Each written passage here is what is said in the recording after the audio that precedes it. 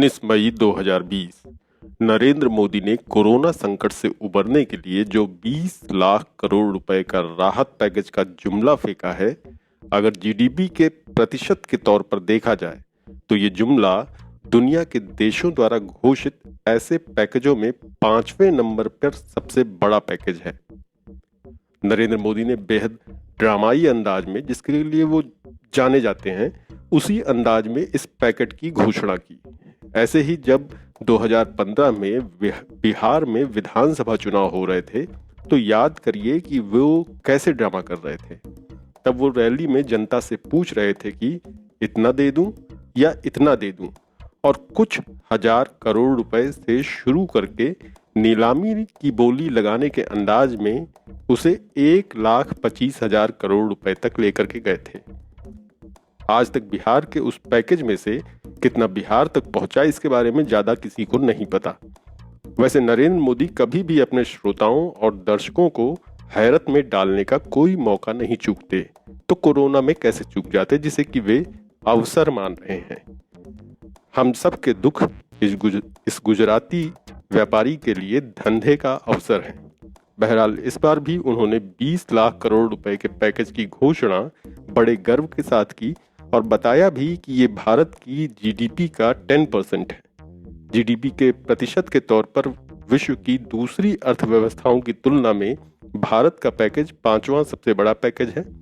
Japan ने अपने GDP का 21%, अमेरिका ने 13.3%, ऑस्ट्रेलिया ने 10.8% और जर्मनी ने 10.7% खर्च की घोषणा की है।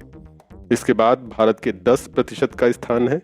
इसी तरह से सिंगापुर और हांगकांग के राहत पैकेज भी जीडीपी के 10% के लगभग हैं। कोरोना की इस महामारी में दुनिया में जितने भी पैकेज दिए गए हैं, उनमें से 30.7% नगद मदद वाली योजनाएं हैं। कई देशों में ढेरों नई योजनाएं शुरू की गई हैं, तो कई जगहों पर पुरानी योजनाओं में भी कैश ट्रांसफर का अमाउंट बढ़ा दिया गया है। जर्मनी में स्वरोजगार, फ्रीलांसर और छोटे बिजनेसमैन को 3 महीने तक 15,000 यूरो यानी कि 12.5 लाख रुपए तक मिल रहे हैं। इसके लिए जर्मनी की सरकार 5 अरब यूरो यानी 4 लाख करोड़ रुपए खर्च कर रही है। बाल बच्चों वाले ऐसे माँ बाप जिनकी आमदनी बंद हो गई है, उन्हें सितंबर तक प्रति बच्चे के हिसाब से हर महीने 185 यूरो यानी 15,500 रुपए तक दिए जा रहे हैं। जर्मनी में बनाए गए एक नए कानून के मुताबिक कोई बिजनेस बंद होने के बावजूद कंपनी का मालिक 6 हफ्ते तक कर्मचारी को वेतन देगा। ये पैसा सरकार कंपनी को देगी। इस दौरान 60% वेतन ही मिलेगा। अगर कर्मचारी के बच्चे हैं तो 67% मिलेगा। अब ये राशि बढ़ाकर 80% कर दी गई है। इस तरह से 12 महीने तक उन्हें वेतन दिया जाता रहेगा। नियोक्ता को कर्मचारी का बीमा जारी रखना होगा, जिसका प्रीमियम सरकार देगी। वहीं अपने यहाँ सोमवार को गृह मंत्रालय ने आदेश जारी करके कहा है कि मिल मालिकों के लिए कतई जरूरी नहीं कि वे लॉकडाउन के वक्त की सैलरी अपने यहाँ काम करने वालों को दे। याद रहे कि एक अखबार का दफ्तर भी एक मिल है, गूगल या फेसबुक का दफ्तर भी एक मिल है, और जितने भी प्राइवेट दफ्तर हैं वे सभी एक मिल हैं, कारखाने हैं। अब चलते हैं अमेरिका की ओर। अमेरिका में 1930 के दशक की ऐतिहासिक महामंदी से ज्यादा बेरोजगारी इस वक्त हो चुकी है। इस वक्त वहां 2.5 करोड़ लोग बेरोजगार हैं। वहां फूड कूपन पर खाना खाने वालों की संख्या काफी बढ़ गई है। अमेरिका ने अपने बेरोजगारों और नौकरीशुदा लोगों की राहत के लिए अपने जीडीपी का 13.3% दिया है। ये धनराशि 27 खरब डॉलर यानी कि 207 लाख करोड़ रुपए होती है। वहां पर सभी वयस्कों को $1,200 यानी 92,000 रुपए और हर बच्चे को $500 यानी 38,000 रुपए तक दिए जा रहे हैं।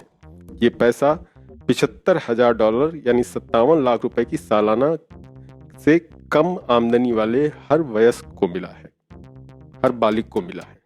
$75,000 से ज्यादा आमदनी वालों को भी यही मदद मिली है, लेकिन उनकी आमदनी जितनी ज्यादा है उसी अनुपात में उनका हिस्सा कम होता गया है। ये पैसा शरणार्थियों और गैर नागरिकों को भी एक बार दिया गया है और ये पैसा सबके खाते में बिना कोई फॉर्म भरवाए डाल दिया गया है। वहां की राज्य सरकारों को ऑथराइज किया गया है कि स्कूल जा रहे बच्चों को स्कूल में ही मुफ्त या कम कीमत में खाना दिया जाए। जो बच्चे स्कूल नहीं जा रहे हैं उनके माँ बाप को 12 हफ्ते की छुट्टी दी जाए। इस छुट्टी का वेतन नहीं कटेगा। इस दौरान वेतन का 67% मिलेगा। बीमार होने पर 2 हफ्ते का पूरा वेतन मिलेगा। अमेरिका में वेतनभोगी वर्ग की नौकरी बचाने के लिए 30 खरब डॉलर यानी कि 230 लाख करोड़ रुपए के आसपास के एक और राहत पैकेज की तैयारी चर्चा में है।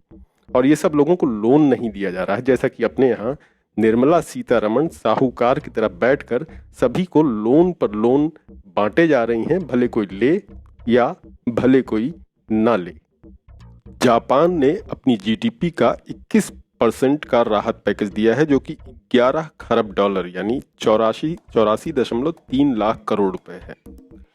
वहां हर नागरिक के खाते में $930 डाले गए हैं, यानी कि 71,000 रुपए, जो जीडीपी का 2% है। छोटे और मझोले उद्योगों में जितने दिन काम बंद रहेगा उतने दिनों के वेतन का 2/3 सरकार देगी। सरकारी स्कूलों में पढ़ने वाले सभी छात्रों को मुफ्त भोजन दिया जा रहा है। इसी तरह से ब्रिटेन में 15% लोग स्वरोजगार करते हैं। ऐसे लोगों को उनके पिछले 3 सालों के औसत मुनाफे की 80% राशि दी जा रही है। कई मामलों में ये राशि 2,500 पाउंड यानी 2,38,000 रुपए है। इस नीति के कारण 38 लाख कामगारों को ब्रिटेन में सरकार से पैसे मिले हैं। वहाँ होटलों को 25,000 पाउंड, छोटे रेस्टोरेंटों को 10,000 पाउंड और ऐसी जगहों पर काम करने वालों को उनके वेतन का 80% दिया गया है। स्वरोजगार करने वालों के लिए भी अलग पैकेज है और ये लोन नहीं है बल्कि सरकार की ओर से सीधी मदद है। इसी तरह से डेनमार्क सरकार अपने यहाँ कंपनियों के कर्मचारियों के वेतन का 75% खुद पेमेंट कर रही है। थाईलैंड सरकार अपने यहाँ अस्थायी मजदूरों, संविदा मजदूरों यानी कॉन्ट्रैक्ट लेबर और स्वरोजगार में लगे लोगों की वित्तीय मदद के लिए 18 अरब डॉलर की व्यवस्था की है। कनाडा में भी जिसने पिछले साल 52 हफ्तों में $5,000 का काम किया था, उसको घर बैठे $2,000 यानी 1 लाख के आसपास हर महीने दिए जा रहे हैं। जिनके बिजनेस का कुछ नुकसान हुआ है उन्हें भी मदद दी गई है। वहाँ उन विद्यार्थियों को $1,250 हर महीने दिए जा रहे हैं। कोरोना में माली मदद के लिए कनाडा सबसे पहले अपने नागरिकों के लिए सामने आया था।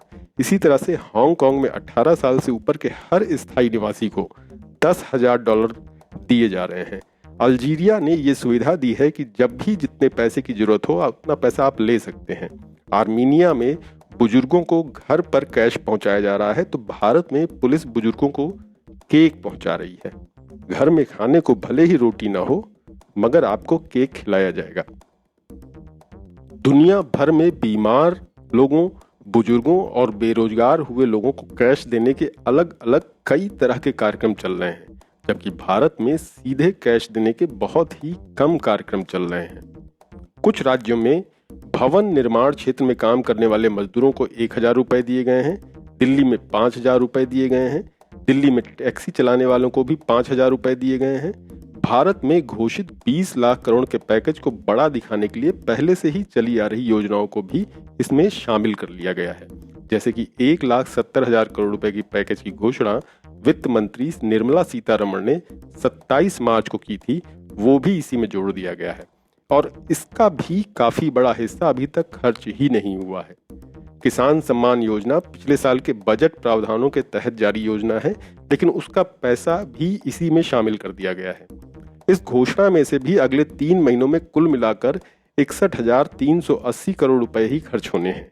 इनमें से 10,000 करोड़ महिला जनधन खातों में, 3,000 करोड़ विधवा, वृद्ध और दिव्यांगों के खाते में और 17,300 करोड़ रुपए किसानों और 31,000 करोड़ रुपए भवन और निर्माण क्षेत्र के मजदूरों के खातों में जाएंगे। शेष राशि के खर्च की अभी तक कोई योजना नहीं है। नरेंद्र मोदी ने जो राहत पैकेज का जुमला फेंका, अब इसकी डिटेल देने के लिए वित्त मंत्री निर्मला सीतारमण रोज बैठकर उसकी डिकोडिंग कर रही हैं। अति लघु, लघु और मझोले उद्योगों यानी MSME के बारे में बताते हुए उन्होंने कहा कि इस क्षेत्र के लिए सरकार ने 3 लाख करोड़ रुपए के बैंक लोन का प्रावधान किया है, लेकिन इसी सेक्टर का केंद्र सरकार राज्य सरकारों और सरकारी कंपनियों पर लगभग 5 लाख करोड़ रुपए बकाया है जो सरकार दबा कर बैठी हुई है। इसका जिक्र मंत्री नितिन गडकरी ने भी एक इंटरव्यू में किया था और इस स्थिति को काफी चिंताजनक बताया था। ये इन छोटे उद्योगों का अपना पैसा है जो नरेंद्र मोदी सरकार दबा कर बैठ गई है और संकट की इस घड़ी में उनके घावों पर लोन का नोन यानी कि नमक मल रही है। मोदी जी के इस 20 लाख करोड़ रुपए के जुमले में लगभग 8 लाख करोड़ तो रिजर्व बैंक द्वारा घोषित लिक्विडिटी है, जो बैंकों को लोन देने पर रिजर्व बैंक के नियंत्रण में ढील होती है। जब अर्थव्यवस्था सामान्य होती है तो ऐसी ढील निवेश बढ़ाने में मददगार होती है, लेकिन जब सब कुछ ठप है तो इस लिक्विडिटी का कोई मतलब नहीं रह जाता, क्योंकि कंपनियां ऐसे माहौल में लोन देने में कोई दिलचस्पी भी नहीं ले रही हैं और बैंक भी बढ़ते एनपीए की वजह से किसी कंपनी से बिना आश्वस्त हुए लोन देने के मामले में सहमे हुए हैं। लिक्विडिटी से समर्थन देना और राजकोषीय खर्च दोनों अलग अलग चीजें हैं। अर्थव्यवस्था जब खराब हालत में हो तो राजकोषीय खर्च से ही बाजार में कैश फ्लो बढ़ाकर और मांग पैदा कर उसे सहारा दिया जा सकता है। कैश से लोगों की परचेजिंग पावर बढ़ती है, जिससे कंपनियां लिक्विडिटी के इस्तेमाल के बारे में सोच सकती हैं। इसके लिए जरूरी है कि राजकोषीय घाटे का रास्ता अपनाते हुए सार्वजनिक खर्च बढ़ाए जाएं और मुद्रास्फीति आधारित नीतियां अपनाई जाएं। अमेरिका के कांग्रेसनल बजट ऑफिस यानी सीबीओ के अनुमान से अमेरिका का राजकोषीय घाटा 2020 में $1 ट्रिलियन से बढ़कर $3.7 ट्रिलियन हो जाएगा। इसका मतलब है कि अमेरिका को 2020 में $2.7 ट्रिलियन का राजकोषीय घाटा होगा। ये वही राशि है जो अमेरिका के जीडीपी का 13.3% है और जो अमेरिका ने राहत पैकेज के तौर पर घोषित की है। जब भी रियल कैश खर्च होगा तो वो बजट के घाटे के रूप में दिखेगा। इस संकट के समय में अर्थव्यवस्था को केवल राजकोषीय घाटे से बचाया जा सकता है, लोन बेस्ड फाइनेंशियल प्रावधानों से तो बिल्कुल नहीं बचाया जा सकता। लेकिन सरकार के अर्थशास्त्री, मोदी सरकार के अर्थशास्त्री लगातार वास्तविक खर्च से बचने का रास्ता निकाल रहे हैं, जिसका नतीजा बेहिसाब मानवीय त्रासदी के रूप में भारत भुगत रहा है और न जाने कितनी तबाहियों, मौतों और सिसकियों को झेलेगा। ये समय दुनिया के दूसरे देशों से सबक लेते हुए अधिक से अधिक कैश में हेल्प करने का समय है, ताकि इस पैसे से बाजार में मांग बन सके और अर्थव्यवस्था फिर से पटरी पर आ सके। तभी कंपनियां निवेश के बारे में भी सोच सकती हैं। भारत का राजकोषीय घाटा 2019-20 में 7.7 लाख करोड़ रुपए था, जो जीडीपी का 3.8% था। 1 फरवरी 2020 को पेश बजट में 2020-21 के लिए राजकोषीय घाटे का अनुमान 8 लाख करोड़ रुपए का लगाया गया है। अब इसमें कितनी बढ़ोतरी होती है उसी से वास्तविक खर्च का पता चलेगा। हाल ही में 12 लाख करोड़ रुपए की अतिरिक्त उधारी की घोषणा की गई है। इससे तो यही लगता है कि घोषित राहत पैकेज का वास्तविक खर्च वाला हिस्सा महज 4 लाख करोड़ रुपए रहने वाला है, जो जीडीपी का केवल 2% है। वैसे कई खबरों में लगभग 1.25 लाख करोड़ ही बताया गया है, जो महज 1% या उससे भी कम है। अगर सच्चाई यही है और इसी के आसपास रहने वाली है, तो इतने बड़े तामझाम के साथ 20 लाख करोड़ और जीडीपी के 10% खर्च की भारी भरकम घोषणा की जरूरत क्या थी? महज 1% तो खोदा पहाड़ और निकली चुईया जैसा है। लेकिन सरकार ब्रांडिंग के महत्व को अच्छी तरह से जानती है। उसे ये भी पता है कि आप में से किसी को कुछ याद नहीं रहेगा। आप लोग सब कुछ भूल जाएंगे और फिर से मोदी मोदी करने लगेंगे।